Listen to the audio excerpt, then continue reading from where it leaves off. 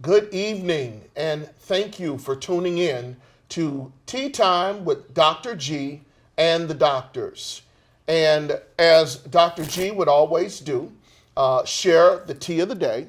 My drink of the day is simply water, H2O. And so as I sip on the beautiful H2O, that is the drink of the day. It hydrates your soul, it fills you up. So please get some mouth-watering, refreshing water that we got from Quick Trip. We'll be right back as we air the next episode of Beauty Beyond the Scars. We'll be right back. Thank you.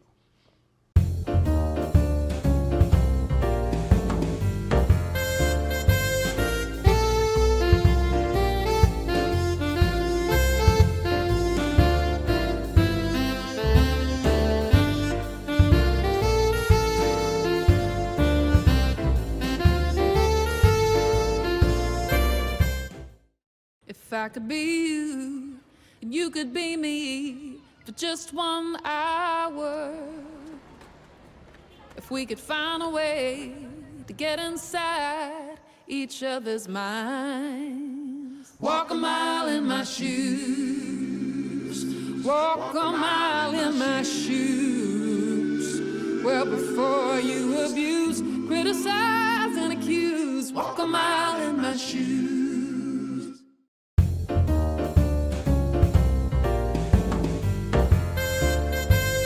Welcome back to Talking Tea Time with Dr. G and the Doctors. I'm your co-host, Levon Singleton, and today I have the esteemed pleasure and privilege of interviewing two beautiful women who today will share beauty beyond the scars. And so I'm going to turn to my immediate left, and I'm going to start with Dr. Tish Glasper. And this is a very personal episode, and I'm going to ask that Dr. G would share with you some scars, some personal scars that she has, and we're going to talk about the beauty behind the scars. Okay. Dr. G? Thank you, Dr. Singleton. So, hey, Dr. Smith, how are you? I'm wonderful. How are you great, today? Great. So, a lot of people, they don't know what happened. So, I was 3 years old, and I was hit by an 18-wheeler semi-truck. Wow. Okay? And so, the result from that accident, the tire of the truck, it crushed my right leg. And so from ages 3 to 12, in and out of the hospital, surgery after surgery after surgery, they told my parents that they wanted to, amputate the leg. And my parents said, no, do whatever you have to do to save it. And so, the doctors told my parents that I would never run or walk or do anything that the other children did, but God. And so, growing up, it was, when I was younger, it really wasn't as bad because I was younger. I was in and out of the hospital with the surgeries. My teachers would come to the hospital with my homework. I would go to school in a wheelchair, or I had my crutches, but I had an awesome support system. Right. So for me, it didn't really, my physical scar to my leg, it didn't really start bothering me until that 16, 17 year stage, because that's when I started liking boys and boys start liking me. And so I was always ashamed because I didn't want them to see what my leg looked like. I didn't want them to make fun of me. So I carried that with me because I thought I would never get a boyfriend and boys wouldn't like me, or the girls wouldn't like me because my leg was different. I never wore shorts growing up. Because I didn't want people to see it. I didn't wear short dresses. And so it was a mind thing for me. It really was a mind thing for me. And I carried that scar with me a very long, long time. But then I got to a point where I realized that there was beauty beyond my scar. Wow. And that I was a beautiful woman inside and outside.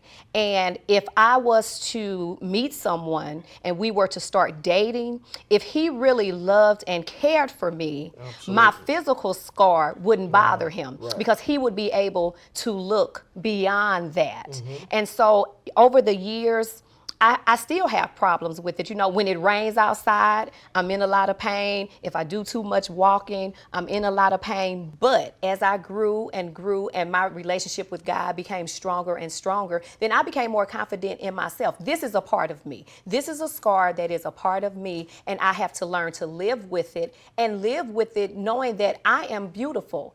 Besides this scar, it's just a part of me, but I'm still a beautiful woman. And Dr. Smith and I, we were college roommates. And so Dr. Smith can testify to how I never wanted anyone to see my scars. Dr. Smith. Yeah, so Tish and I, like she said, we were roommates, and I can remember, you know, when you're sharing a room and a bathroom with someone, you know how you kind of are in your bra and in your panties and you're running around the apartment or whatever.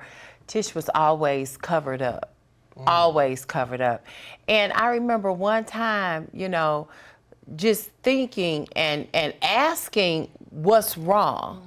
And, you know, because after you stay with somebody for so long and she walking around with this big fluffy robe on, I'm like, what's wrong? And I seen it. I seen her leg, and I could see where she could have problems because of the physical aspect of it, but understanding how she feels, because I have a scar too. So I understand the complexity that comes with it. My scar happened later on.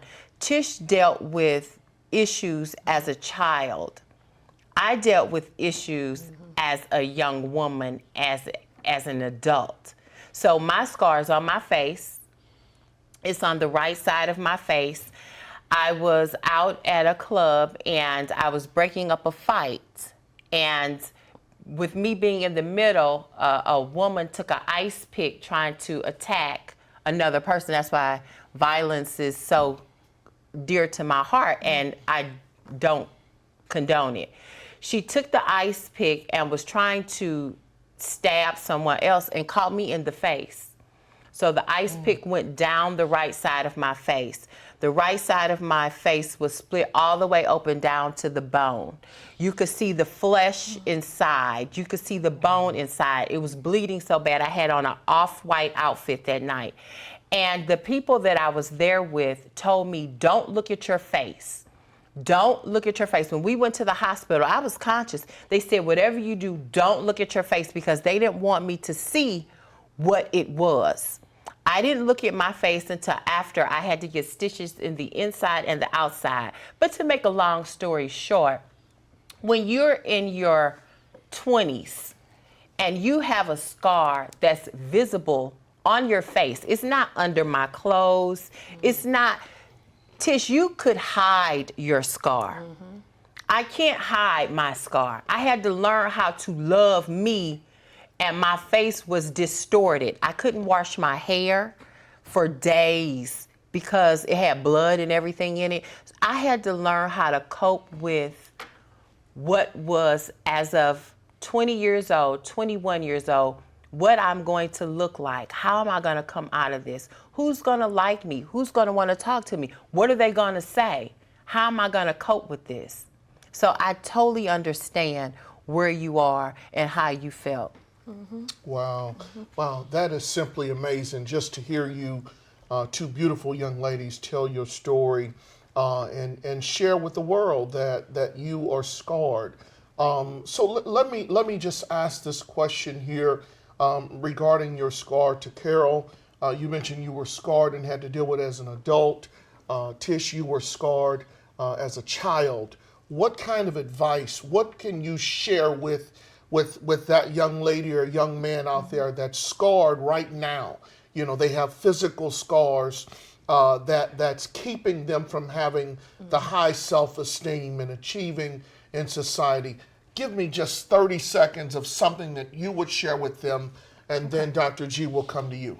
First thing is, you cannot run from whatever it is. it will always haunt you if you run from your problem. You literally have to deal with your insecurities, what it is that you are running from. You have to sit with yourself. You have to sit with God and not question God, but ask God how to deal with it, how to work through it. And until you do that, you will never have peace. You will never have peace. Yes. Wow. Awesome. And to piggyback off of what Dr. Smith said, she's correct. I had to learn to look at myself in the mirror and say, you are fabulous. Yes, you have physical scars. Yes, you have days when you are in pain and no one knows that you're in pain. So to that person that's dealing with that physical scar, whether, Dr. Carroll said, where it's visible or it's not visible, you have to say to yourself, I am fabulous just the way that I am. And whomever is going to love me, they're going to love me with the scar and all, with the pain and all. They are going to love me through this. And that's what I would say to that person that's dealing with those scars. You have to look in the mirror and say, I am fabulous just the way I am. Wow. Wow. Simply amazing. We have to all know and remember that we are beautifully and wonderfully made. We are all made in the image of God. And so scarred or whatever it is, we have to know and understand that God made us in his image. Yes, he did. Okay? And you are a child of the King. You are a child of the King. So no scar or no wound will ever stop you from living out your true and your full beauty. Okay? We're going to take a commercial break, and we will be right back to wrap up the show.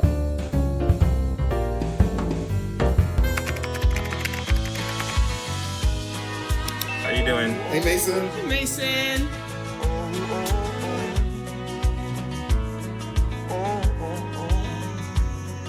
Thank you. A place to make my own. A place that I call home. This place that I call home. Hey, boss. Okay. Said I'm fine. Put me to bed, see you in the morning. With the frosted Superman, but it wasn't on it. Then we lost it. In my head, in my head, in my head. We were underlay in my head. Hey, son. Hey, Bob. You know you can talk to me. Yeah.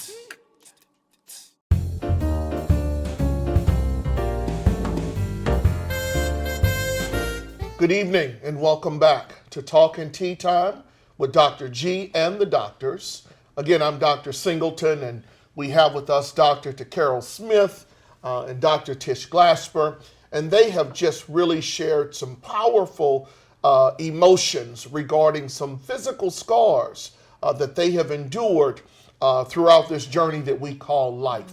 And so in the earlier episode, they shared some of their physical ailments and gave some really powerful advice on how to cope with those scars. Now we're going to just simply talk about life after the scars and how do we move forward? What's next and how do we move? So Carol, I'll start with you. What's next? How do we move beyond the physical scars? Well, I want to talk about just not physical, because we all are flawed, in certain kind of ways. Tish and I just happen to share one common denominator, and ours is a physical scar, but many of us deal with internal scars. And I would say, Dr. Singleton and Dr. G, I take it day by day. Every day brings a different challenge my way. And to be honest with this group and to our viewers, you have to take it slow, you have to be mindful, and you have to, depend on God every step of the way. Some days, I wake up and I'll tell you what's interesting, how God uses me. People will look at me and say, oh my God, you are so beautiful. And that's just, I don't know, confirmation that he has used me, because how many people can have a half-inch long scar on their face and be considered beautiful.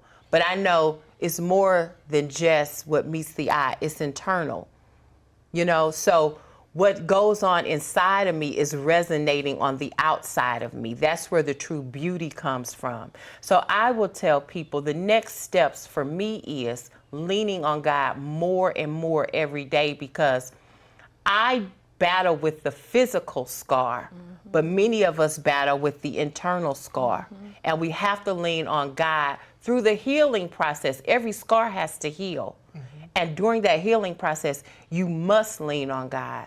You must lean on God. So those are steps that I do. Those are next steps for me, is to draw closer and closer to God, and for God to use me, for God to use my scar as my story. Wow. Tish? So the next steps for me, as Dr. Smith stated, is to use my scar to help someone else.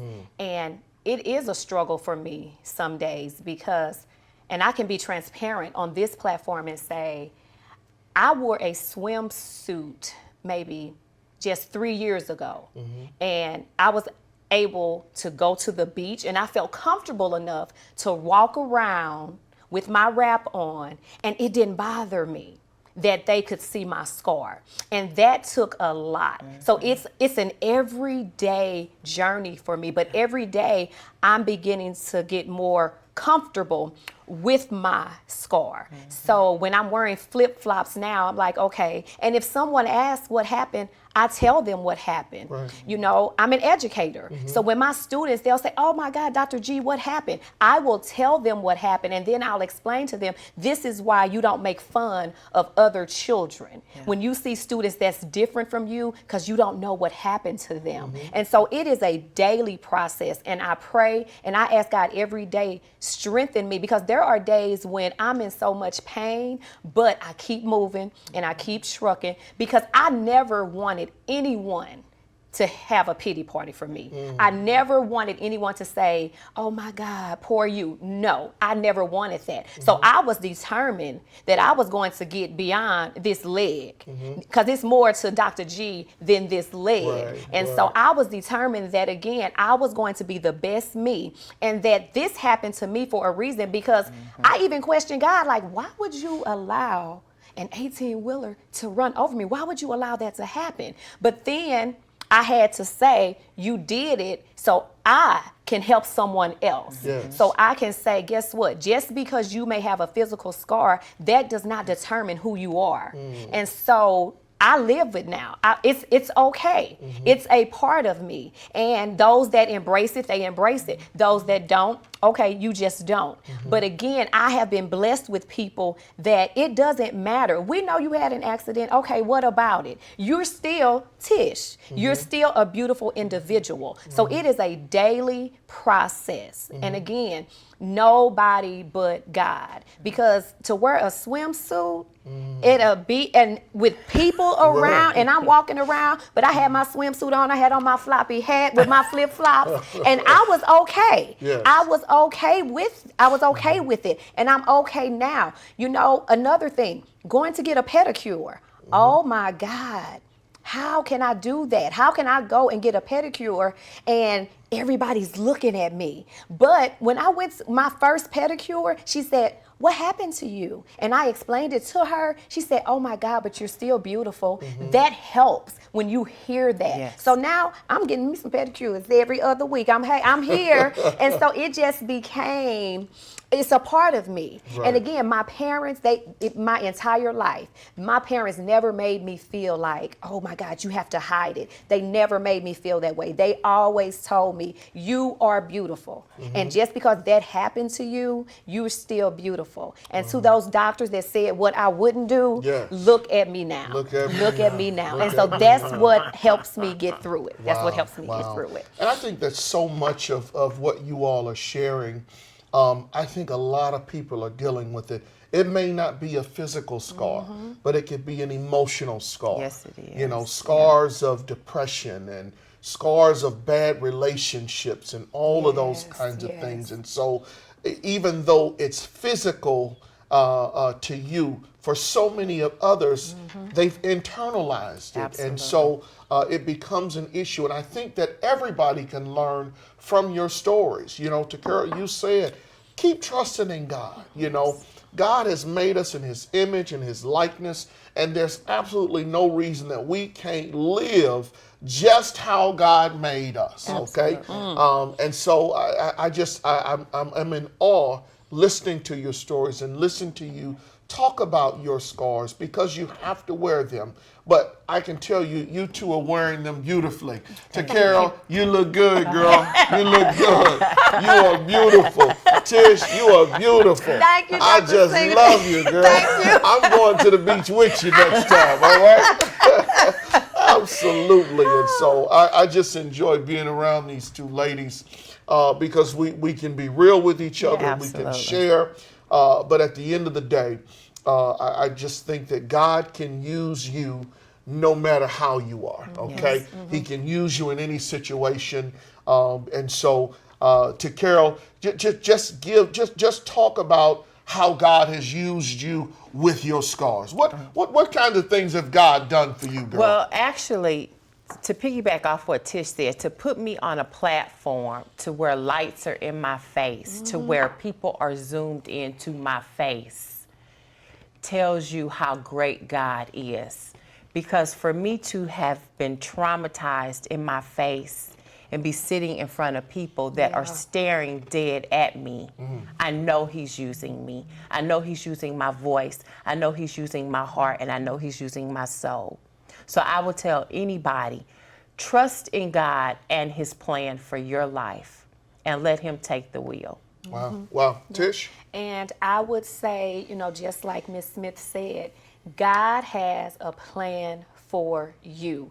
And all of those things, they seem petty to me now, like, oh, he not gonna like me and all of this. That was just pettiness. It really was, because I can call the devil a liar right now, because, Absolutely, you know, Tish. I have the opportunity to, you know, to date, and it doesn't bother him, because he's looking at me, and he's into me. He's not looking at that. And so I can let the devil know, you didn't win. You thought you did, but you did not. Absolutely. And so, you know, scripture clearly says that no weapon formed against you shall prosper. No. So Absolutely. this old leg, we gonna be okay. And so, you know, it's just confirmation that through it all, through the pain and through all of that, God made us in his image, and we're fearfully and wonderfully made. And I bless him for that. So every day when I wake up, this scar is a part of me, but I use this scar to help that young lady or to help that young man that thinks that I can't make it or I'm the ugly duckling. No, you're not. You're not the ugly duckling. My scar is used for ministry to help those individuals to know that you can make it. And I can just hear y'all here. If we was in church right now, somebody would start singing, if I could help somebody Yes, as I travel along. Yeah. If I could help somebody through a word or song, if I Yes. could show somebody that they're traveling wrong, then my living is not in vain. I appreciate you ladies for sharing your stories, powerful stories. And I think that someone out there will listen to the episode, will listen to the shows, and embrace the beauty that God has so eloquently enamored them and made them in. We'll be right back as we close out this segment. Dr. Smith will give us our final word of the day. So we'll see you shortly. Not completing high school is more of a social thing than it was an academic thing. Even though all these years have passed, I still had that longing to have my diploma. I have a mentor, and she convinced me to continue my education. No one receives a diploma alone. If you're even considering getting your high school diploma, go get it. You can do it. Find free adult education classes near you at finishyourdiploma.org. There's so many rewards in life. You coming into our home was one of the greatest rewards we could have ever had. You know, it took 20 years, and I got my third child, who was 17 at the time. It's so cool to watch the adult that you've become, and you really have done as much for us as you think we've done for you.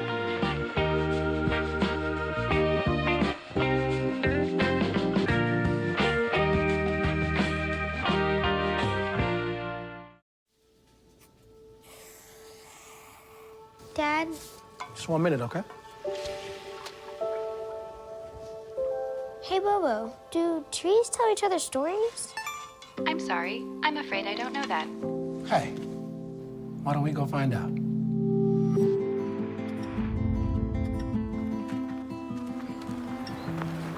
Listen. Do clouds take naps? I couldn't tell you.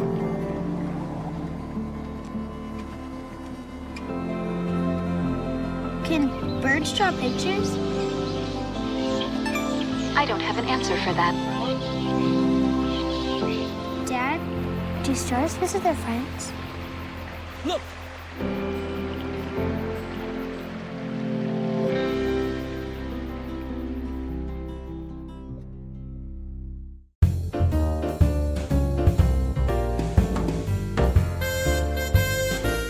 Welcome back to Talking Tea Time with Dr. G and the doctors. And we're going to have Carol Smith, Dr. Smith, to give us our final tip of the day. Dr. Smith?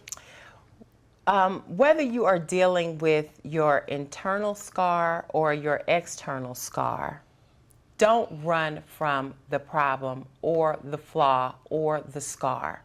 Because when you run from it, it increases the distance to your solution. Embrace what you have going on. Ask God to give you discernment and direction, and be at peace with that. Be at peace with your scar. Be at peace with your flaw, and God will continue to lead you and direct you. Dr. Smith, thank you so much for sharing the tip of the day. And as we close out this segment, we simply want to say, continue to tune in. Our next segment, we got some real powerful stuff coming up, and we'll see you soon. All right? Have a good evening. Bye. Bye, everyone. Bye.